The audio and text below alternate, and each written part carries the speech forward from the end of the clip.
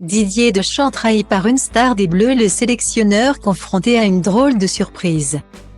C'est une cérémonie qui a fait couler beaucoup d'encre et qui risque d'avoir des répercussions dans l'avenir. Le 27 février, la FIFA, Fédération internationale de football association, a organisé la cérémonie de Best, qui récompense les stars du football sur l'année 2022. Un événement qui s'est tenu dans la salle Pleyel à Paris, en présence de nombreuses stars. Kylian Mbappé, Lionel Messi ou encore Emiliano Martinez. Le gardien argentin était présent.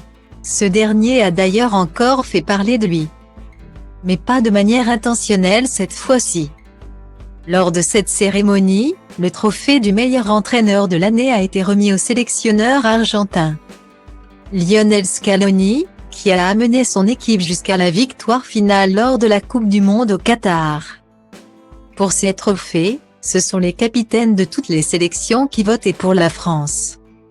C'est donc à Hugo Lloris qu'est revenue cette tâche, bien qu'il vienne tout juste d'annoncer sa retraite internationale. Quelques jours avant son coéquipier Raphaël Varane, le gardien de but de 36 ans a donc eu la responsabilité de désigner selon lui les 3 meilleurs entraîneurs de l'année. Son vote, dévoilé aujourd'hui, est assez surprenant. En général, les capitaines votent en fonction de leurs affinités et il n'est pas rare de voir des choix surprenants, souvent guidés par le cœur ou la fibre patriotique, mais dans le cas d'Hugo Lloris, ce n'est pas vraiment le cas. Le gardien des Bleus a choisi de placer en premier le sélectionneur marocain Ali Regragui, suivi de celui de l'Argentine, Lionel Scaloni, puis vient seulement en 3e position Didier Deschamps.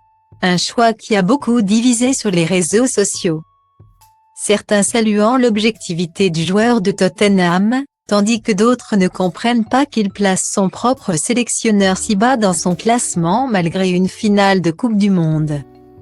De son côté, Didier Deschamps n'a pas encore réagi à cette petite information. Mais on imagine que les choix d'Hugo Lloris ne vont pas le ravir.